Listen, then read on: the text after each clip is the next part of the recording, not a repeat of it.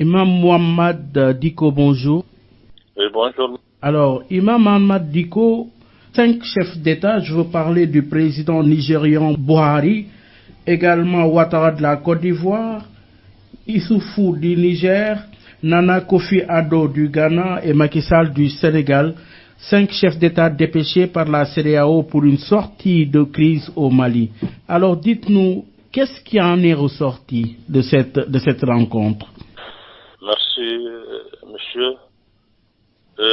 D'abord, saluer la présence de ces différents chefs d'État qui se sont déplacés sur le Mali pour venir partager avec nous les préoccupations qui sont les nôtres. Mais ce qui en est sorti, c'est qu'en réalité, il n'y a pas eu grand-chose. Le Mali traverse aujourd'hui une crise extrêmement profonde parce que c'est une crise existentielle.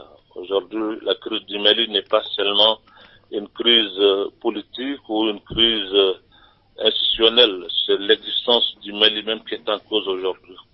Le peuple malien s'est mis ensemble pour essayer vraiment de restaurer la nation malienne qui est en train de s'abîmer sous nos yeux.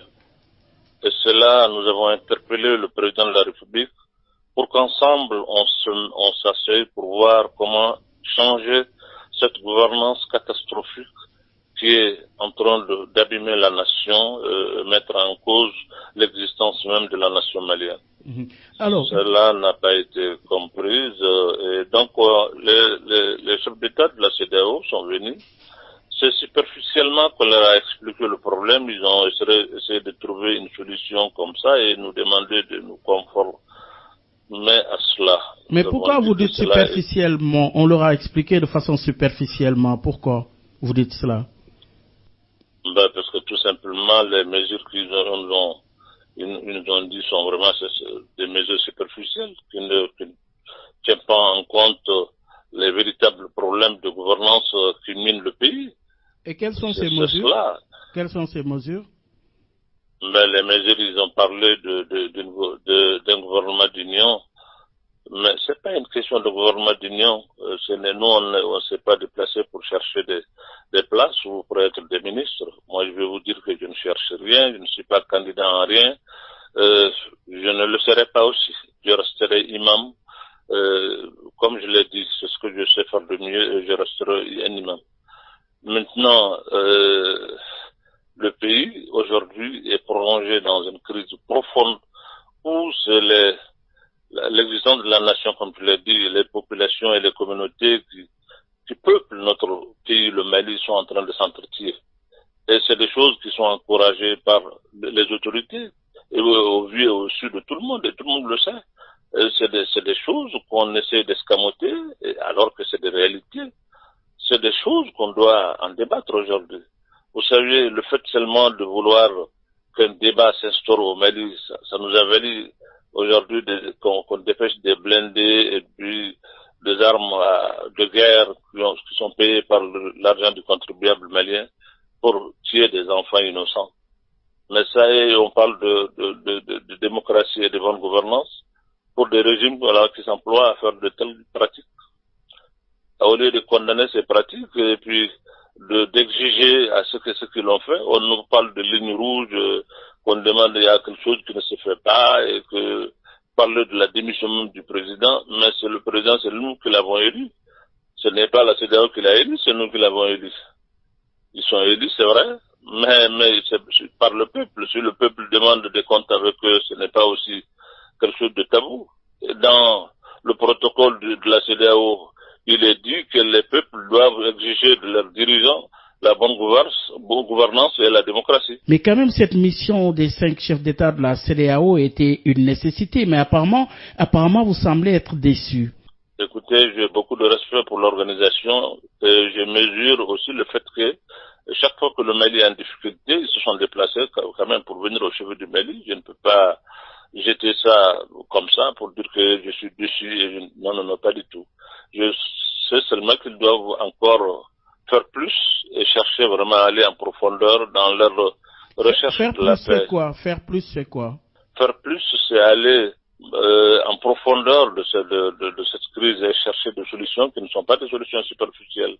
Nous sommes d'accord que le président est élu, il faut le laisser exercer. Moi, j'ai déjà dit ça à tout le monde, mais que le président aussi accepte que les gens cherchent des solutions aujourd'hui pour améliorer la gouvernance d'ici la fin de son mandat. Mais c'est un problème de gouvernance finalement qui vous oppose à l'actuel président Ibrahima Boubacar Keïta. Quelle est la nature véritable donc de ce qui vous oppose avec Ibeka? Mais la nature de la chose qui nous oppose, en tout cas moi personnellement, c'est la gouvernance. J'ai toujours parlé de cela.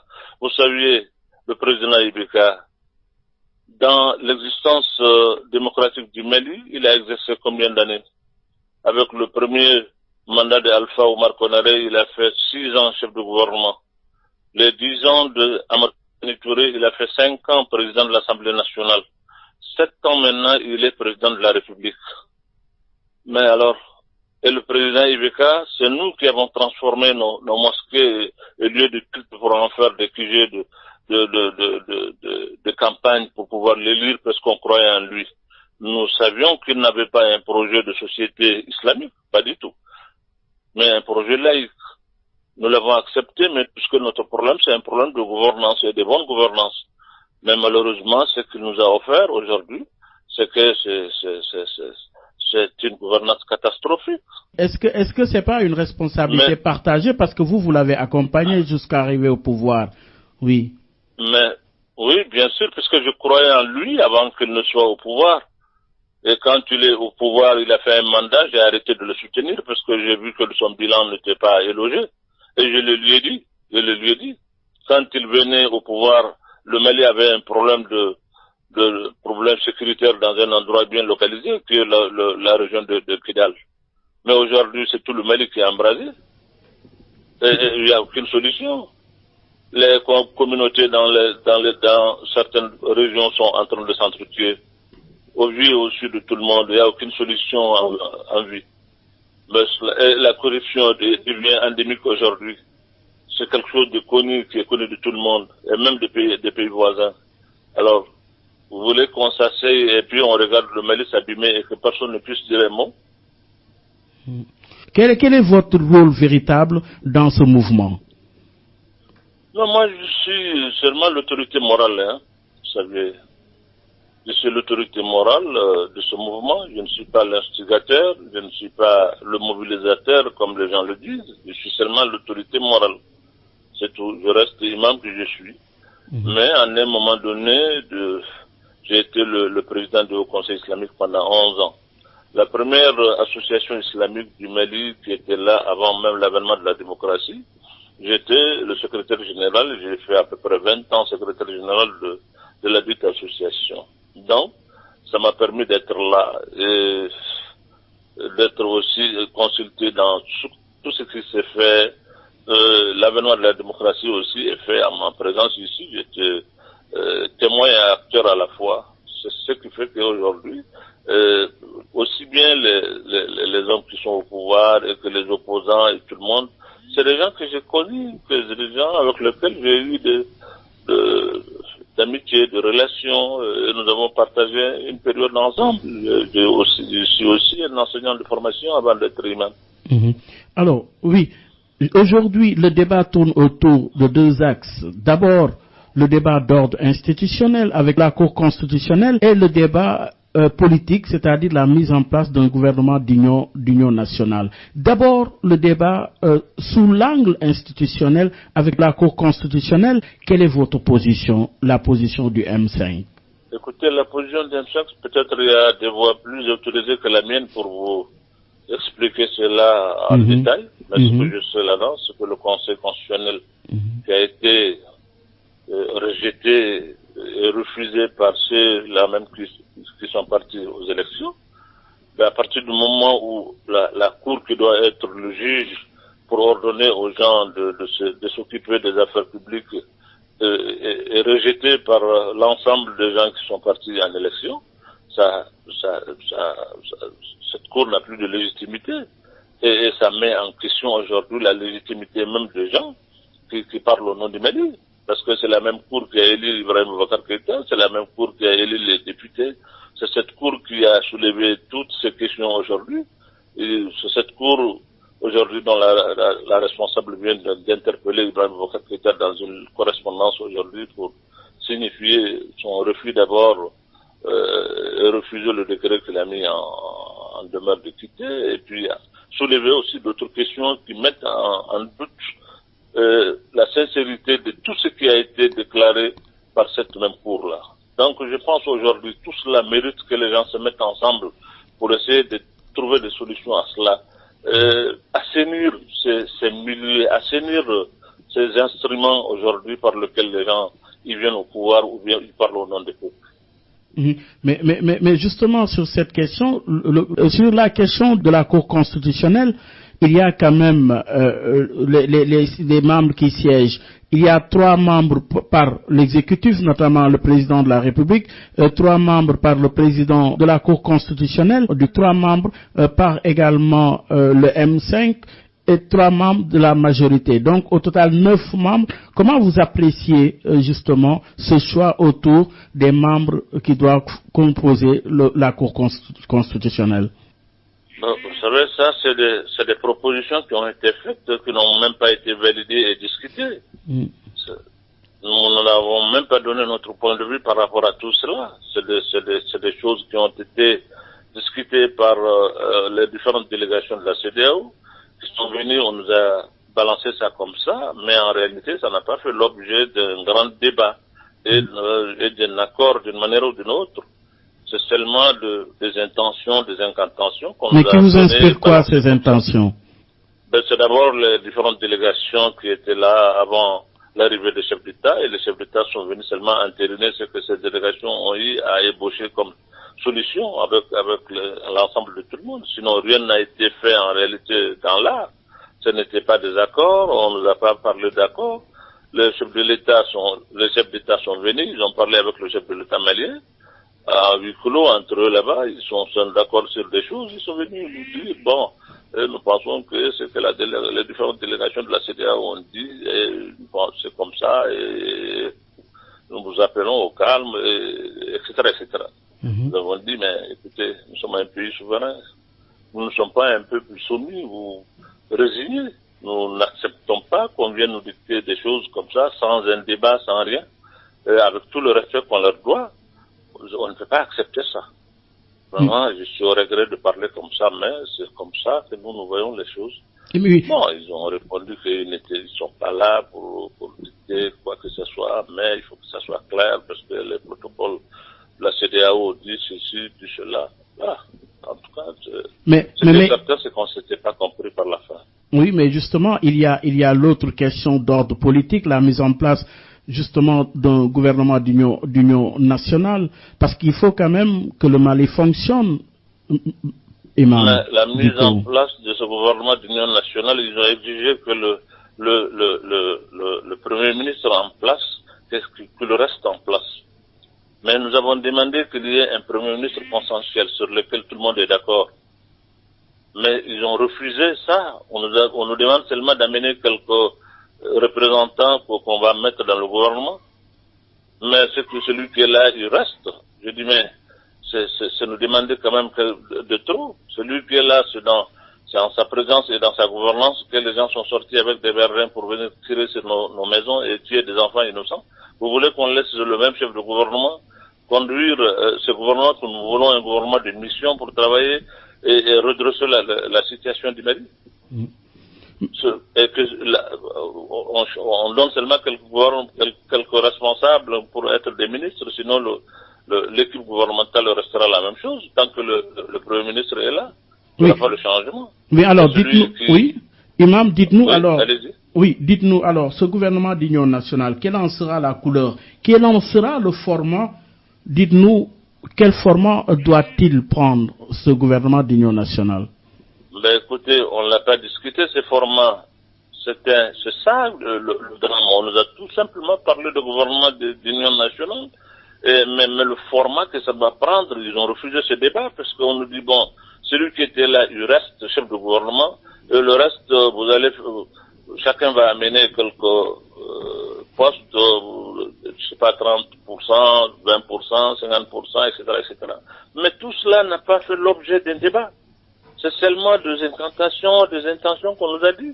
On a lu des communiqués. Quand la CEDEAO, la délégation qui était là, a fini ce qu'elle a à faire, ils ont fait leur communiqué sans même nous appeler et puis nous associer à cela. Ils ont fait un communiqué qu'on a appris comme tout le monde pour nous parler de 30%, de 20%, de 50%. Ça n'a pas fait l'objet d'un débat.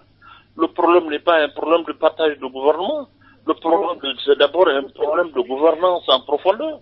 Le Mali est miné aujourd'hui par cette mauvaise gouvernance, une corruption endémique au Mali, une corruption à ciel ouvert qui crève les yeux. C'est des choses dont on doit parler. Il y a une insécurité résiduelle au Mali aujourd'hui. Personne ne peut quitter telle région pour aller dans telle région. Aucun gouvernement ne peut aller en tournée aujourd'hui en République du Mali. Ça, c'est des choses qu'on doit débattre. Mais le problème n'est pas seulement d'amener quelques éléments et les mettre dans un gouvernement qui va rester à Bamako faire du surplace. Non, non, non, pas du tout. Le débat est plus profond que ça. Alors, finalement, le débat d'ordre politique, le débat d'ordre institutionnel, au finish, quelle conclusion retenir après ce voyage des 5 chefs d'État donc dépêchés par la CEDEAO au Mali? La conclusion, c'est que nous avons senti quand même qu'il y a une volonté de faire et de mieux faire, puisque on a annoncé qu'ils vont faire une conférence extraordinaire, en fait téléconférence, ou je ne sais pas comment il faut le qualifier, le lundi, et que des décisions importantes vont être prises. Oui, mais parce qu'ils ont renvoyé la question au sommet extraordinaire ce 27 juillet par visioconférence au niveau de la CEDEAO. Nous allons maintenant certainement attendre cette conférence pour voir ce qui va se passer. Mais vous, cette ligne rouge a été tracée.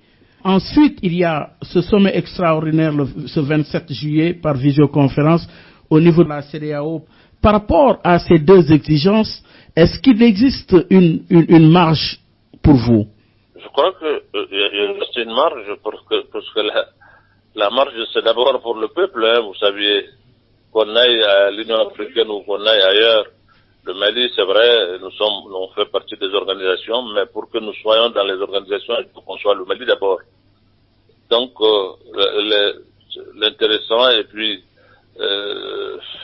le dernier mot revient toujours au peuple souverain du Mali, quelle que soit la nature des décisions qu'on va prendre ailleurs. Mais Imam Dicko, finalement, quelle est la perspective en termes de sortie de crise aujourd'hui? Si on vous demande aujourd'hui, justement, quelle est la solution aujourd'hui? Réponse, c'est quoi pour vous?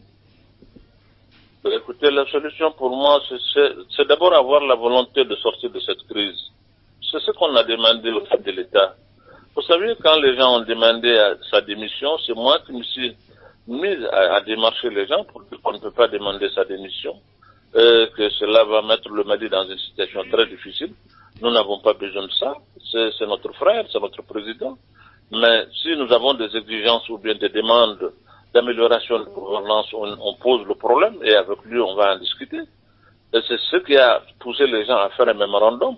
Ce mémorandum qui lui a été transmis, bon, la réponse n'a pas été à hauteur de souhait. Et c'est ce qui a compliqué tout le reste, en réalité. Si demain, il y a une volonté, je crois que même au Mali, entre nous pouvons trouver une solution à ce problème-là. Ce n'est pas la peine d'en faire un problème où toute l'Afrique doit s'y mêler.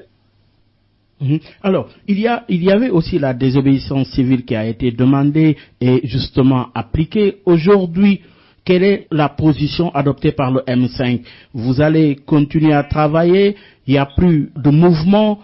Quelle est la posture incarnée désormais? Pour le moment, nous avons une trêve qui va être respectée jusqu'à la fin de fête du Tabaski. Et après cela, maintenant, si les choses n'évoluent pas, nous allons certainement évaluer et voir la conduite à tenir. Est-ce que la demande de démission d'Ibrahima Boubacar Keïta est toujours d'actualité? Mais écoutez, moi personnellement, je pense que nous pouvons évoluer sur ce point. C'est-à-dire améliorer. C'est mon point de vue. Mais, donc cette question, elle est dépassée.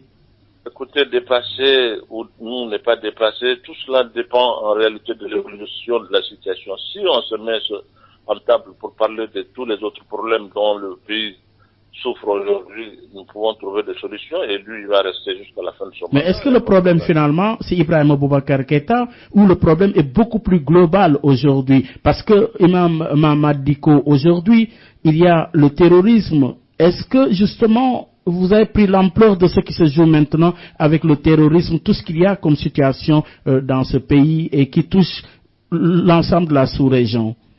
Écoutez, c'est cela, tout le problème est là. Ce terrorisme-là, pour faire face à cela, il faut un pays uni. Il faut des gens qui regardent vers la même direction. Vous ne pouvez pas continuer à diviser les gens et puis à distraire les peuples seulement en prenant comme prétexte le problème du terrorisme. Vous savez, c'est ce qui risque d'arriver aujourd'hui. Tous ces gouvernements-là essayent de cacher leur incompétence et puis leur détermination de résoudre les problèmes sociaux qui assaillent les populations par le prétexte seulement de lutte contre le terrorisme. Pour lutter contre le terrorisme, ce n'est pas les gouvernements à eux qui peuvent le faire, c'est le gouvernement et le peuple qui peuvent lutter ensemble et gagner cette lutte contre le terrorisme. Mais si cette lutte aujourd'hui est seulement au niveau des gouvernements et à l'étranger, c'est un combat qui ne sera jamais gagné. Seul le peuple peut faire face à cette situation, faire une résistance citoyenne réelle face au terrorisme. Mais imam, vous êtes, si les pardon? Vous êtes imam, vous connaissez la situation, oui, justement. Mais imam, aujourd'hui, Soumaïla Cissé est kidnappé. Par qui? Justement, personne ne sait encore. Alors, comment appréciez-vous une telle situation, une telle crise, alors que Soumaïla Cissé est actuellement kidnappé, blocage politique, blocage institutionnel? Comment appréciez-vous une telle situation dans un tel contexte? Mais c'est pour cela que nous disons en réalité que la situation est extrêmement grave. C'est pour cela que cette situation mérite en réalité une analyse plus profonde, plus pointue que de chercher des solutions superficielles. Ça veut dire que la crise est réelle. Et moi j'ai toujours dit que cette crise, même face au djihadisme, ce n'est pas un problème seulement des gouvernants. C'est les peuples dans leur ensemble qui peuvent résister à ce djihadisme ou bien à ce terrorisme. Aucun gouvernement à lui seul ne peut gagner cette guerre si vous n'avez pas l'adhésion des peuples. Et pour avoir l'adhésion du peuple, il faut avoir leur confiance, il faut améliorer la gouvernance, il faut être là. Quand les gouvernants sont absents, l'administration n'existe pas dans des localités entières où c'est ces gens-là qui font leurs lois, ben alors, vous voulez que ça soit quoi? C'est ce qu'on leur a dit. Je pense qu'aujourd'hui, c'est cette gouvernance, cette vision, chez nous, au Mali et ailleurs, aujourd'hui en Afrique, qui doit être révisée. Vous ne pouvez pas gouverner le peuple sans les peuples. Leur adhésion, si ça n'existe pas, on parle de la démocratie tout juste pour avoir les suffrages et puis on gouverne seul. Ça ne marchera pas. Il faut nécessairement l'adhésion et l'implication des peuples pour faire face à tous les problèmes, y compris le terrorisme. Sinon, on ne peut jamais gagner cette guerre en l'absence de l'implication des populations qui sont les premiers concernés. Mais cette lutte aujourd'hui est devenue une lutte seulement des gouvernants et puis des pays étrangers qui en parlent. Mais les peuples eux-mêmes ne sont pas impliqués. C'est pour cela qu'on ne gagne pas cette guerre comme ça. Et tous les jours, ça se détériore. Alors, l'absent le plus présent, c'est Soumaïla Cissé. Comment, justement, de ce point de vue, comprenez cette situation, ce kidnapping de Soumaïla Cissé? Vraiment, je ne peux pas le comprendre. Si je le comprenais, j'allais vous le dire. Personne ne peut le comprendre aujourd'hui, puisque personne n'a revendiqué le kidnapping de Soumaïla. C'est ce qui nous embête un peu. Parce que d'habitude, ceux qui sont taxés d'être les auteurs, d'habitude, quand ils commettent un forfait, ils disent, ils revendiquent. Cette fois-ci, personne n'a revendiqué. C'est ce qui complique la tâche, parce qu'on ne sait pas réellement qui détient Soumaïla. On peut s'y poser, on peut peut-être penser que c'est tel ou tel côté, mais personne ne sait avec exactitude Soumaïla est kidnappé par qui, parce que personne n'a revendiqué. Alors, Imam Ahmad Diko, comment justement analysez-vous la présence également, en parlant d'insécurité, il y a la présence des forces internationales. Vous avez Barkhane qui est là, mais aujourd'hui, il y a beaucoup de forces présentes sur le terrain et pas encore de solution pacifique dans l'espace sahélo-sahélien. Quelle explication pour vous qui êtes sur place?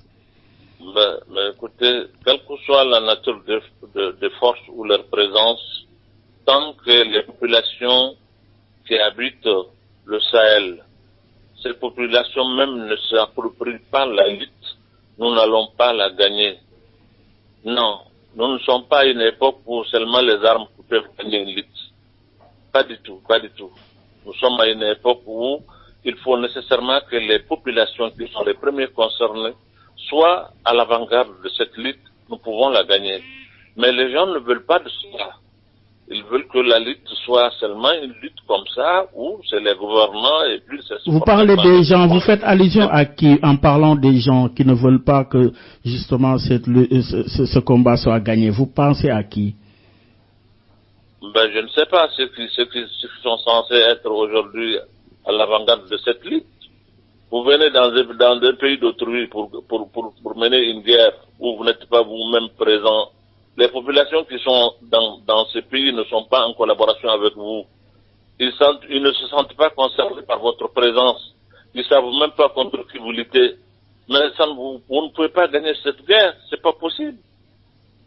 Non. Moi, je pense réellement qu'il y a un problème. Et ce problème-là, il faut que les gens aient le courage de le dire. Et quel est ce problème? Quel est ce problème? Mais le problème, c'est que si on veut gagner cette lutte contre le djihadisme ou le terrorisme de façon générale, il faut nécessairement que nos gouvernants et les peuples qui gouvernent partagent cette mission ensemble. Vous ne pouvez pas gagner une guerre dans un endroit, dans une localité, si les habitants qui peuplent ces endroits-là ne sont pas, ils sont pas avec vous, ils ne collaborent pas avec vous, ils ne savent même pas.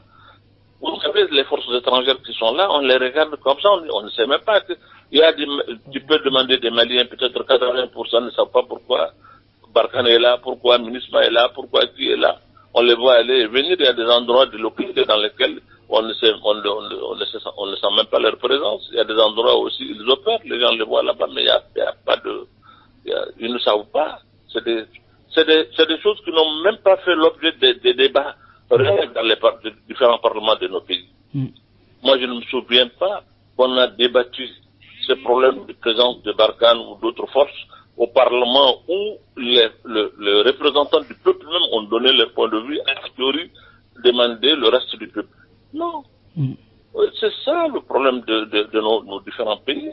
Vous ne pouvez pas gouverner les peuples sans les peuples, même sans leur implication réelle. Ils ne savent pas ce qui se passe. Les gens pensent que la démocratie, c'est seulement au moment où on a besoin de suffrage des gens, on fait des campagnes, bon, dès qu'on est au pouvoir, et puis voilà, c'est terminé. Les peuples doivent rester et vous regarder faire. Vous ne pouvez pas réussir ni le développement, ni une lutte contre n'importe quel ennemi si vous n'êtes pas en phase avec les peuples que vous êtes censés présenter. Mais Imam, vous êtes un religieux. Alors, je dis, vous êtes sur place, vous êtes un homme religieux et beaucoup usent de cette religion pour mener le combat dans l'espace sahélo-sahélien. Justement, comment le comprendre et s'il y a une responsabilité à déterminer, à qui l'imputerez-vous? Ceux qui sont là-bas n'ont jamais demandé, nous, notre point de vue pour être là-bas. Nous ne savions pas comment ils se sont retrouvés là-bas. Il y a des gens qui ont la responsabilité de préserver nos pays et l'intégrité territoriale de nos différents pays. C'est à eux qu'il faut poser cette question. Pourquoi ces gens-là ont laissé d'autres forces venir s'installer dans le pays? Quel est leur job, quel est leur travail? C'est eux qui ont prêté serment de préserver le pays, son intégrité territoriale. Et ils n'ont pas fait le travail. Les armées qui doivent vraiment préparer pour faire en sorte que les pays ne soient pas violés par d'autres forces, ils ne l'ont pas fait. Si ça a été fait, ces gens-là ne peuvent pas s'installer dans nos différents pays, c'est pas possible. Bon, donc s'il y a une question, c'est à eux. Maintenant, la religion, pour moi, j'ai ma philosophie par rapport à la religion. Laquelle? Quelle est votre... Non, notre religion n'est pas une religion imposée, c'est une religion choisie. Et pour moi, la religion, ça ne s'impose pas. Le fait de venir avec des fusils, avec des bombes, c'est autre chose que la religion. La religion ne s'impose pas. La religion est un choix. Et la religion en Afrique a été toujours un choix. Personne ne nous a imposé une religion.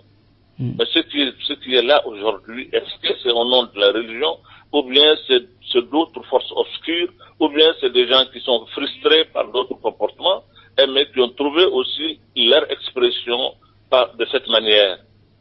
Tout cela doit être aujourd'hui cherché, on doit le savoir. Le monde musulman, l'organisation de la conférence islamique doit aujourd'hui mener le débat pour savoir ce qui, aujourd'hui, au nom de la religion, mène ces combats, que le monde musulman se prononce là-dessus. Il ne faut pas laisser ce débat-là aux autres.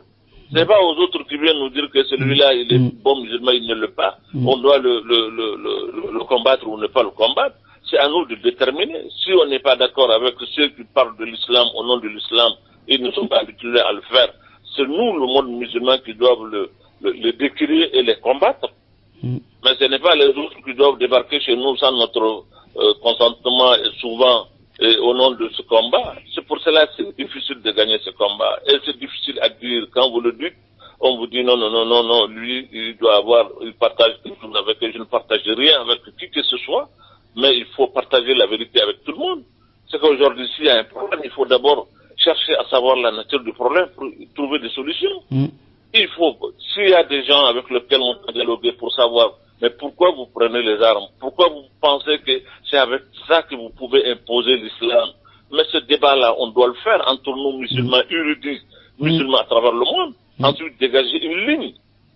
Mais personne, on enferme la chose, on refuse même qu'on débatte. Personne ne peut parler avec qui que ce soit. Même des gens égarés qui sont en train de mettre le monde en danger. Il faut leur parler souvent, leur prendre par la main pour leur dire non, écoutez, arrêtez ce que vous êtes en train de faire. Et ça, les gens refusent, tout le monde refuse. Si vous demandez ça, on dit que non, il a dit de discuter avec les terroristes, de discuter avec moi, je ne discute pas avec les terroristes ou discuter avec oui, mais est-ce que ils ne savent même pas qu'est-ce qu'ils font. Est-ce que vous jouez ce rôle? Est-ce que vous jouez ce rôle? Vous essayez de leur parler, vous, personnellement? Moi, j'ai essayé de parler. Oui. J'ai essayé de parler. J'ai essayé de parler. Et qu'est-ce que vous avez constaté? Qu'avez-vous constaté? Ben, écoutez, j'ai constaté d'abord des gens qui ne savent pas de quoi ils parlent souvent. Il y a beaucoup de gens parmi eux qui sont des jeunes gens en réalité qui sont là seulement parce que tous les horizons sont bouchés pour eux. Ils ne savent plus ce qu'il faut faire. Ils ont eu un fusil, c'est un instinct de survie pour eux. C'est pour s'affirmer, c'est pour se déterminer. Ce n'est pas une conviction religieuse réelle. Si vous discutez avec eux, vous arrivez à faire la part des choses de tout cela.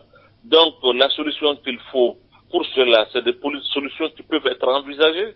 Mais vous avez tout simplement des gens qui se déclarent, je sais pas, analystes, des gens consultants, des trucs qui sont là, et on fait sortir des choses, c'est des spécialistes de je ne sais quoi. Tout cela, c'est des choses qu'il faut cesser et aller en profondeur dans les choses. S'il y a des gens qui sont égarés, il faut chercher à savoir pourquoi.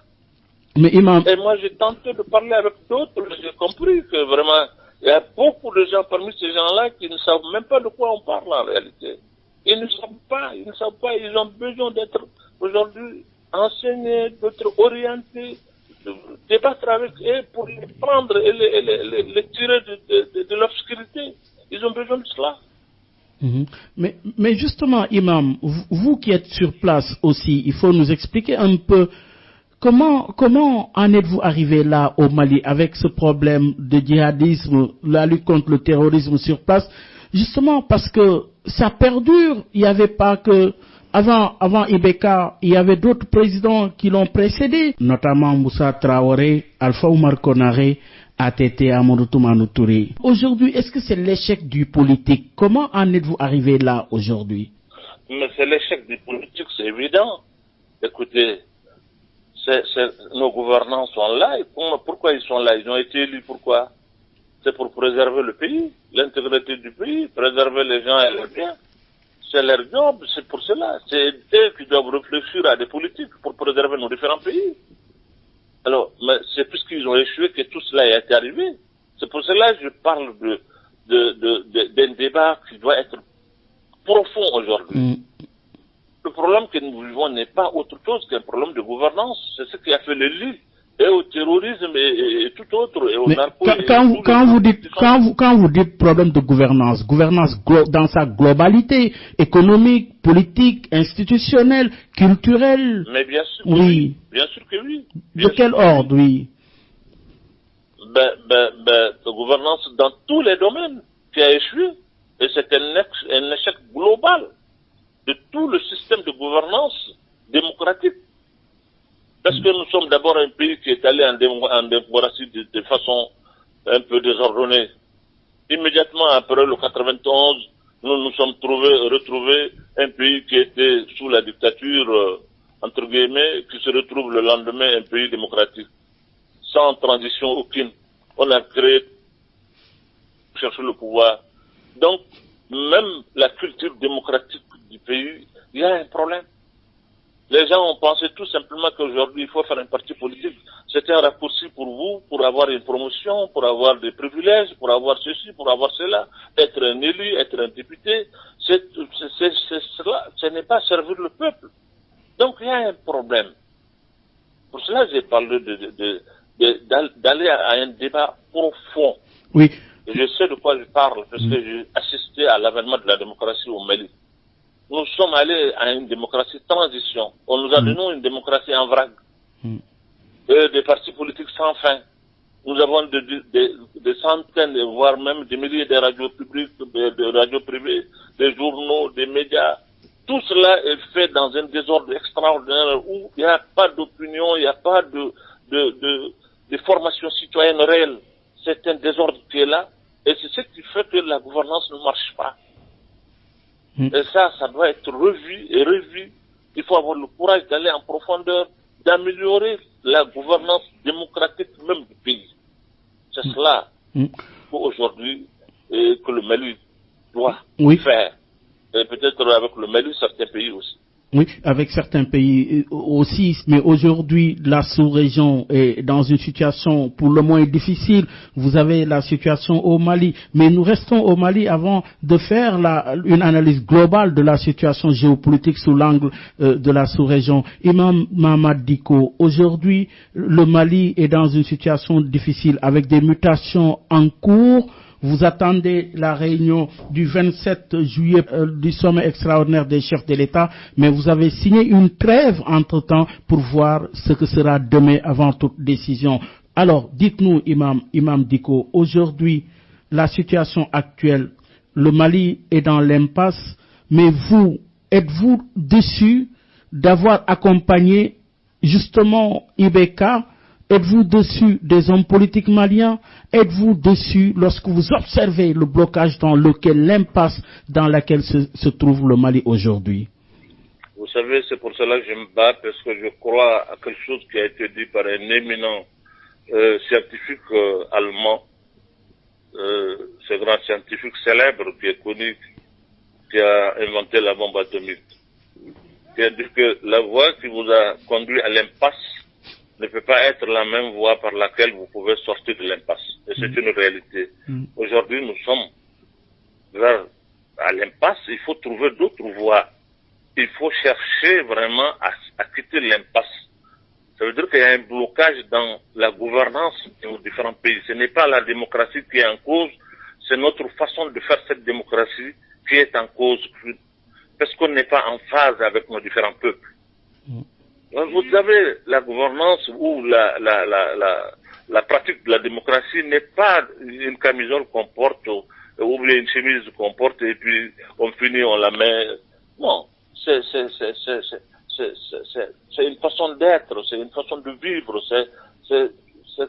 ça demande une formation, ça demande une orientation, ça demande une façon d'être. Et malheureusement, nos différents partis politiques, les organisations politiques, etc., n'ont pas accompagné les peuples pour les former, pour avoir vraiment des citoyens formés qui savent leurs devoirs et leurs droits. Ça n'existe pas dans nos différents pays. Les formations politiques qu'on a, on les crée par centaines, uniquement pour être élus, ou bien avoir des élus, pour bénéficier des privilèges. C'est tout. Et ça, il faut que ça change, cette façon de faire. Mais oui, il y a la boulimie du pouvoir. Mais à côté de cette boulimie du pouvoir, il y a un danger qui guette aussi ce genre de contestation, ce genre de mouvement. C'est-à-dire aujourd'hui, le pouvoir risque de se retrouver dans la rue et n'importe qui peut le ramasser. Êtes-vous conscient justement de ce qui se joue par rapport à cela? Vous qui êtes à la tête de ce mouvement. Nous sommes conscients aujourd'hui de la faiblesse extrême de notre pays et le danger en réalité qui guette si on n'y prend pas garde. C'est aussi la raison pour laquelle nous avons lancé ce cri de cœur et faire l'alerte que aujourd'hui au Mali, laissant toute autre considération, nous devrons nous mettre ensemble parce que c'est ensemble seulement que nous pouvons relever tous les défis. Vous ne pouvez pas rester divisés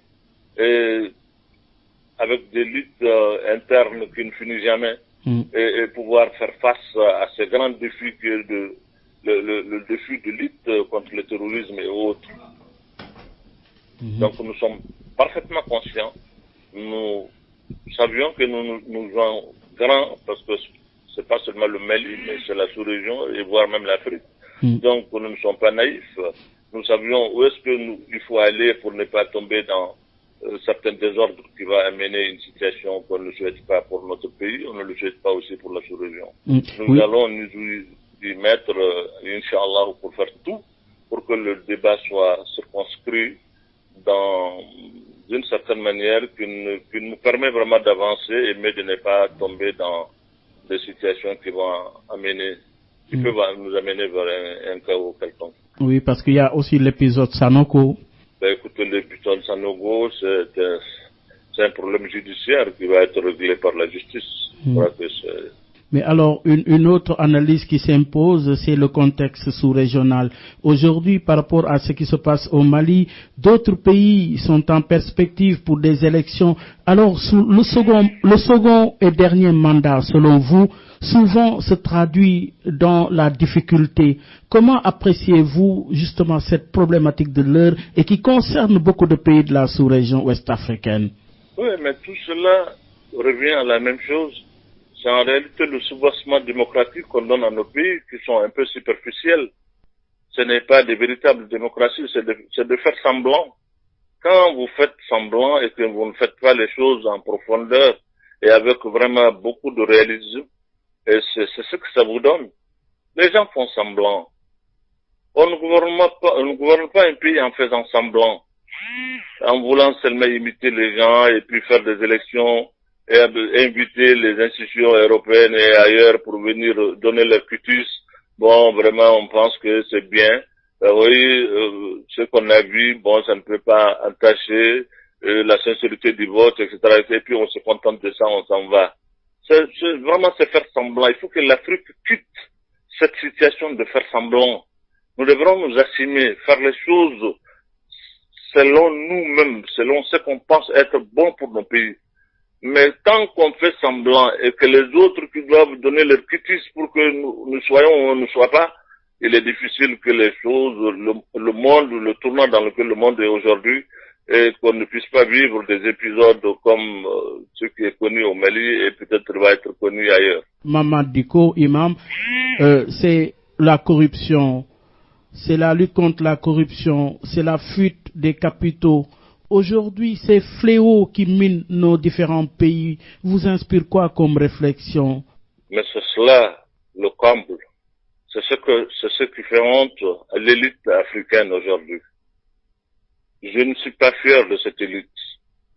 Quand j'entends parler des menaces souvent occidentales en disant à nos dirigeants qu'on va geler vos avoirs, mais pourquoi ils ont des avoirs là-bas? Pourquoi nos banques ne suffisent-elles pas pour eux? C'est ça, c'est là où vraiment le bas blesse. Comment un dirigeant africain, un fils de l'Afrique digne qui a été vraiment enseigné, entretenu, éduqué par son pays et qui se bat pour être là, qui gagne la confiance de ses concitoyens et ramasse tout ce qu'ils ont comme fortune pour aller emmagasiner ça ailleurs. Voilà. C'est quand même extraordinaire. C'est cela, en réalité, ça crée aujourd'hui une crise de confiance entre l'élite même africaine et les peuples africains. Imam, oui? Quel est votre rapport avec le pouvoir? Il n'y a pas c'est pas un rapport conflictuel, hein. Non, nous sommes, au Mali, nous savons faire ça, malgré tous les problèmes qu'on peut avoir. On n'oublie pas que nous sommes des frères et nous discutons. Le président Ibrahim Boubacar Keïta est un grand frère à moi, qui est un ami personnel avec lequel j'ai partagé beaucoup de choses. Donc il n'y a pas d'animosité, mais ça ne nous empêche pas de dire ce que nous pensons être bon pour notre pays. Quel est votre rêve pour le Mali? Quel est votre rêve pour l'Afrique? Le rêve que nous avions une Afrique digne. Je dis, moi, je préfère mourir en martyr que de vivre en traître. C'est-à-dire que mourir pour une cause juste, réelle, je le préfère et je choisis cette mort-là que de vivre en réalité dans l'indignité, vivre traître. Je crois que ça, je ne le souhaite pas pour les Africains, je ne le souhaite pas pour nos dirigeants. Il faut que nos dirigeants sachent que l'Afrique ne peut pas être autre chose que ce que les Africains eux-mêmes veulent en faire. Et nous avons un continent extraordinaire. Le meilleur des continents, c'est le continent africain. C'est chez nous seulement que tout est, c'est le bon Dieu qui nous a gratifié de ce continent-là. Et nous devrons vraiment en être jaloux et bien traiter ça. On doit quitter vraiment ce cycle d'enfantillage où l'Afrique ne sait rien faire tant qu'on ne lui montre pas, on ne lui demande pas. Et même comment il doit élire ses dirigeants, c'est les autres qui doivent lui dire oui, c'est bien, ce n'est pas bien. Mais il est temps maintenant qu'on quitte ce cycle-là. Alors, Imam Mahmoud Dicko, craignez-vous pour votre sécurité? Écoutez, il y a trois choses qui ne m'ont jamais inquiété. Parce que ça ne dépend pas de moi. Où est-ce que je dois mourir? Quand est-ce que je dois mourir et comment? Je ne le sais pas, ça appartient à Dieu. Donc, c'est pas une préoccupation pour moi. Merci beaucoup, Imam Mahmoud Dicko, pour cet entretien exclusif accordé à la radio Sud FM. Bonne fête de Tabaski. Merci beaucoup. Merci bien. Salam alaikum wa rahmatullah. Et puis avant de vous quitter, vous faire part de cette nomination qui concerne notre consoeur Aminata Mbouche, promue directrice de la communication de la commission de l'UEMOA, l'Union économique monétaire ouest-africaine. Toutes nos félicitations et plein succès, mesdames et messieurs, ça n'est tout. Excellente suite de programme sur la 98.5. Rendez-vous dimanche prochain avec un autre invité. Au revoir.